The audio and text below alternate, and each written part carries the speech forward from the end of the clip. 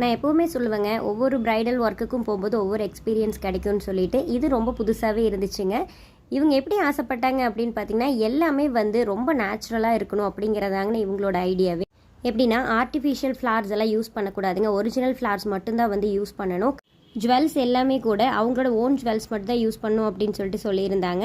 Hair accessories கூட original கோல்டாகவே இருந்துச்சுங்க. Stage decoration கூட பார்த்தீங்கன்னா தென்னை ஓலையிலையும் ஒரிஜினல் ஃப்ளார்ஸ் மட்டுமே வச்சு ரொம்ப சிம்பிளாக நீட்டாக பண்ணியிருந்தாங்க.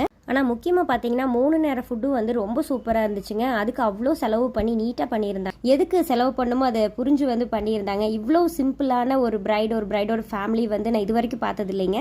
அவங்களுக்கு பிடிச்ச மாதிரி இருக்கணும், அவங்க சொன்ன மாதிரியே இருக்கணும் அப்படிங்கிறக்காக சில கஸ்டமைசேஷன் வந்து நாங்கள் பண்ணி கொடுக்குற மாதிரி இருந்துச்சுங்க.